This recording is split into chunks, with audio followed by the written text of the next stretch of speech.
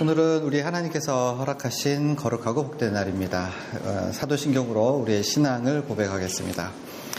전능하사 천지를 만드신 하나님 아버지를 내가 믿사오며 우리 주 예수 그리스도를 믿사오니 이는 성령으로 잉태하사 동정녀 마리아에게 나시고 본디오 빌라도에게 고난을 받으사 십자가에 못 박혀 죽으시고 장사한 지 사흘 만에 죽은 자 가운데서 다시 살아나시며 거기서 전능하신 하나님 우편에 앉아 계시다가 저희로서 산자와 죽은 자를 심판하러 오시리라. 싸우며 거룩한 공예와 성도가 서로 교통하는 것과 죄를 사하여 주시는 것과 몸이 다시 사는 것과 영원히 사는 것을 믿사옵나이다. 아멘.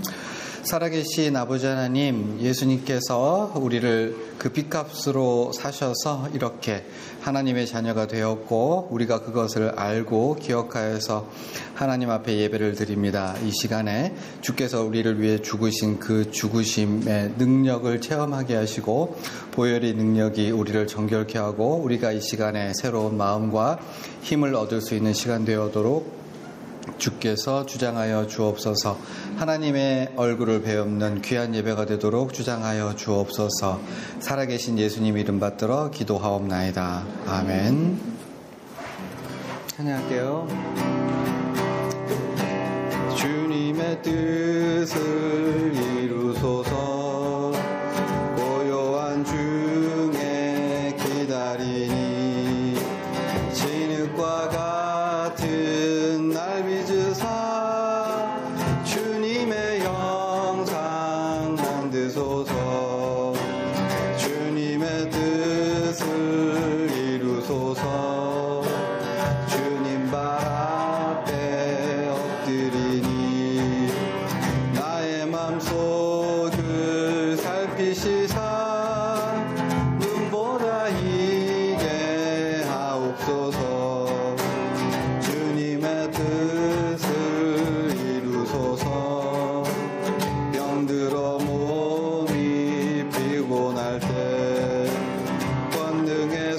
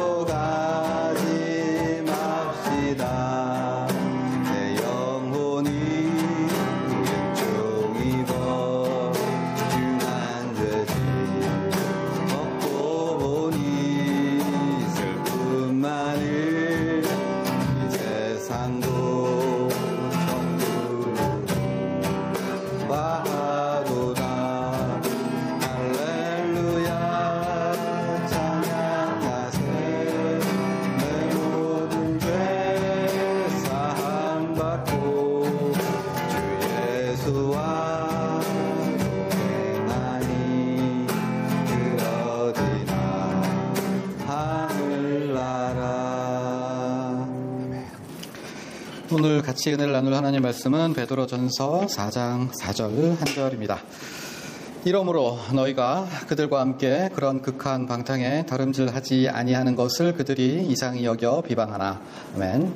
베드로전서의 핵심 키워드는 어린이 설교에 잠깐 나왔던 용어예요. 나그네라고 할 수 있습니다. 자신의 편지를 받는 수신인들을 향해서 이제 나그네라는 표현을 3번 쓰고 거류민으로 1번 사용하고 있어요. 그래서 예를 들어서 야고보서에 같은 경우는 이제 12지파라고 수신인들을 표현하지 않습니까? 그런데 베드로 전서에서는 계속 나그네라고 하는 표현을 사용하고 있고요.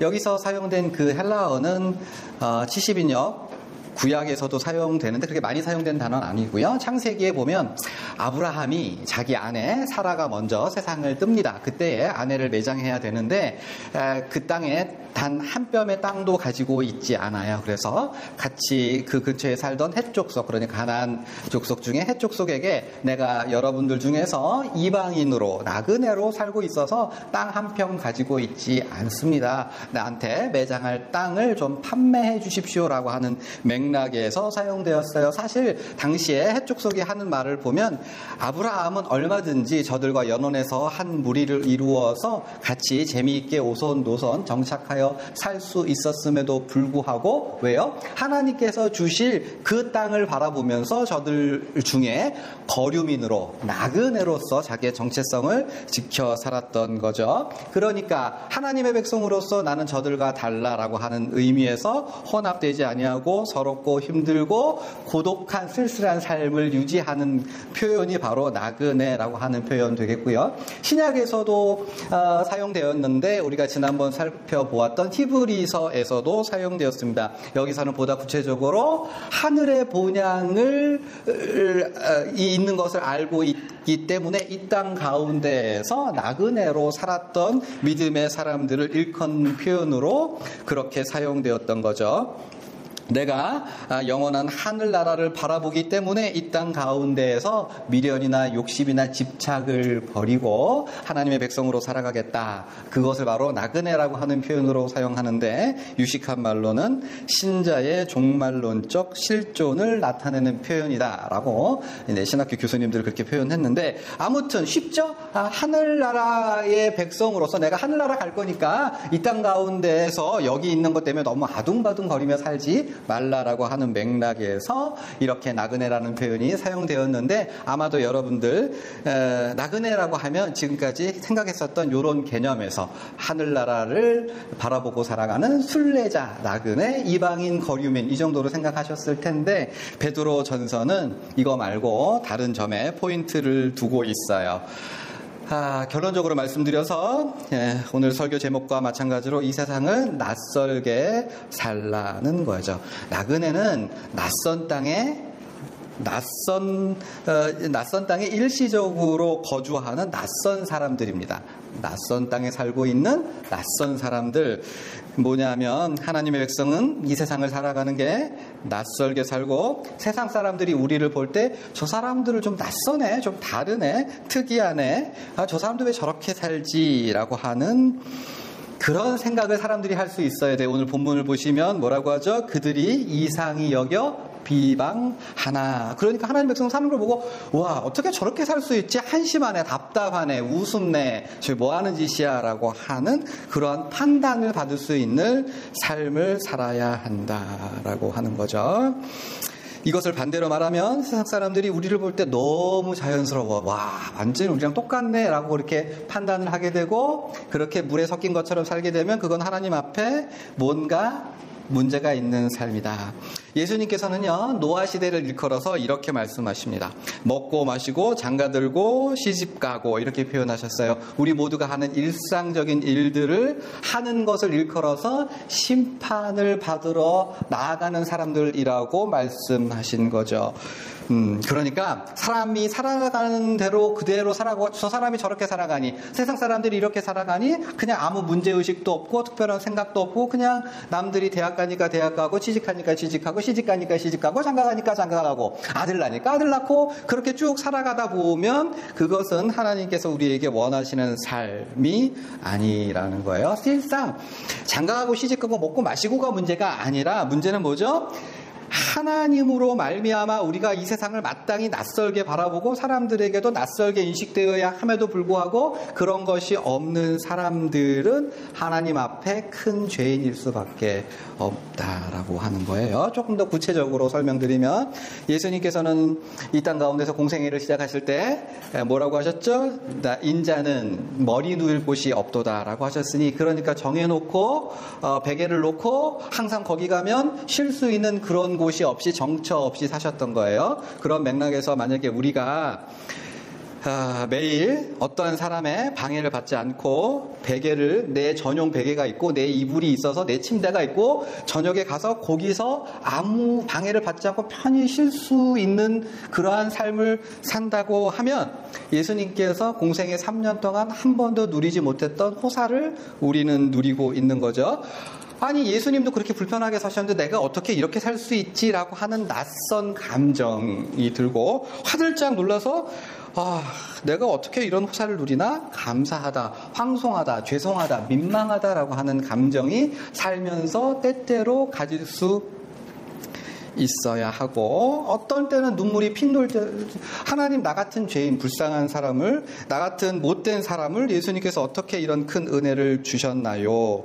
감당이 안 되는 그런 벅찬 감정을 느낄 수 있어야 된다. 우리가 먹고 마시는 깨끗한 물, 시원한 물, 맛있는 음식 같은 거를 접할 때에 그냥 일상적으로 당연히 아내가 차렸고 남편이 차렸고 애들이 차렸으니 당연히 내가 먹고 마시고 누릴 수 있어야지가 아니라, 어떤 사람들은 마실 물이 없고 어떤 사람들은 굶고 있는데, 나는 별로 한 일도 없고 잘난 것도 없고 뭐 특별할 것도 없는데 어떻게 해서 하나님께서는 이 큰 은혜로 내가 이것을 먹고 마시고 편하게 즐겁게 살 수 있게 하셨는가? 내가 걷고 있는 것이 일상적이고 너무 당연한 게 아니라 걷는 거가 기적처럼 느껴질 수 있는 그러한 낯선, 내가 볼 수 있다는 거, 저 하늘의 공기를 숨 쉴 수 있다는 거, 내가 살아있다라고 하는 거, 그러한 것들이 되게 이상한 특별한 낯섦으로 다가올 수 있어야 하는 거죠. 우리가 늘 드렸던 예배, 불렀던 찬양, 읽었던 말씀이 당연하고 익숙하고, 그래서 너무나 우리 몸에 자연스러워져서 이게 하찮아지는 것처럼 되지 아니하고, 늘 불렀던 찬양인데, 늘 드렸던 예배인데, 늘 읽었던 말씀인데, 그것이 내 어떻게 마음에 화살처럼 모처럼 콱 하고 bek혀가지고 팔팔 뛸 정도로 견딜 수 없는 감동으로, 그래서 몸둘 바를 모르는 아주 새로운 낯섦으로 우리에게 다가올 수 있어야 한다. 그러한 경험이 하나님의 백성에게는 계속해서 있어야 한다는 말이죠. 가정이, 직장이, 사랑하는 딸이, 아들이, 엄마가, 아빠가, 욕실에 따뜻한 물이 나오는 것, 전기가 들어오는 것, 그래서 이 모든 것이 너무 생경하게 낯설게 다가오기 때문에 사람들이 좋아하지 않는 것, 귀찮은 설거지, 그리고 엄마 아빠의 잔소리, 말썽, 그런 모든 일상 자체도 뭐하게?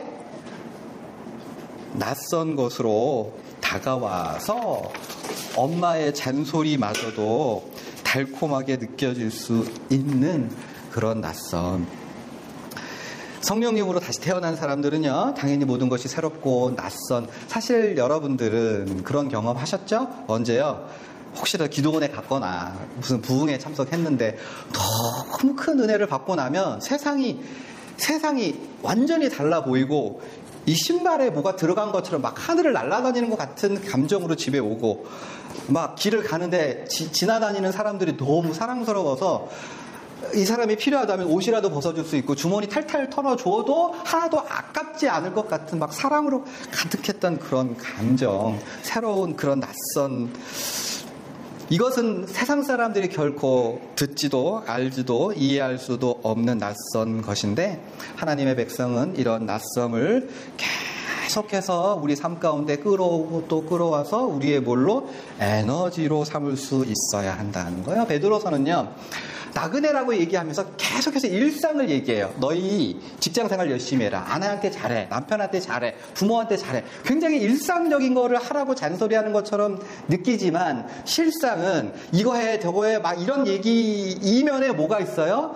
우리가 하나님께 받은 은혜로 말미암아 이 세상 살아가는 모든 것이 낯섦으로 다가오고, 그렇게 낯섦으로 다가올 때 우리는 그 모든 우리가 경험하는 모든 것들에 대해서 새로운 안목과 인식과 새로움으로 행할 수 있는 거죠. 아내를 봤는데 20년간 30년간 봤는데 너무 이뻐 보이고 이 아내가 나의 아내가 맞아? 라고 하는 설렘이 성령님으로 말미암아 우리에게는 그러한 설렘이 있고, 그래서 누가 하라고 잔소리하지 않아도 목숨 걸고 생명 걸고 열심히 살 수 있다. 사랑하는 여러분, 설교를 정리합니다. 하나님의 백성은 잘나서 특별한 의지가 있는 사람이라서가 아니라, 남다르게 이런 성실함을 가지고 있는 것이 아니라, 왜? 우리에게는 하나님께서 주시는 이 세상을 새로운 낯선 방식으로 바라볼 수 있기 때문에 세상 사람들에게는 낯선 방식으로 살아갈 수 있는 사람입니다. 분명히 절망해야 되고 실망해야 될 상황에서 기쁨을 잃어버리지 않고 소망을 붙들고, 분명히 짜증나고 괴롭고 막 원망해야 될 상황인데도 오히려 하나님께 무릎 꿇고 감사할 수 있는 까닭은 뭐죠? 하나님께서는 우리를 구원하심으로 우리 속에 새롭게 낯선 방식으로 세상을 인식하고 바라볼 수 있는 능력을 주셨기 때문입니다. 그러므로 우리가 이 땅 가운데 살아갈 동안 이렇게 낯선 사람으로서 나그네로 살아갈 수 있는 저와 여러분 되기를 바랍니다. 아멘. 기도하시죠.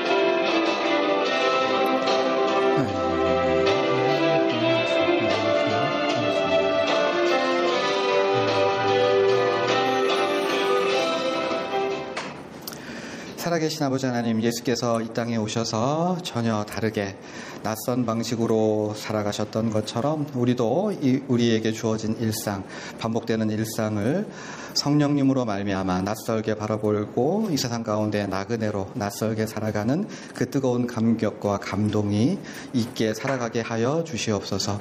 감사하며 살아계신 예수님의 이름 받들어 기도하옵나이다. 아멘. 하늘에 계신 우리 아버지여, 이름이 거룩히 여김을 받으시오며 나라가 임하시오며 땅에서도 이루어지이다. 오늘 우리에게 일용할 양식을 주시옵고, 우리가 우리에게 죄 지은 자를 사하여 준 것 같이 우리의 죄를 사하여 주시옵고, 우리를 시험에 들게 하지 마시옵고 다만 악에서 구하시옵소서. 나라와 권세와 영광이 아버지께 영원히 쌓옵나이다. 아멘. 아멘.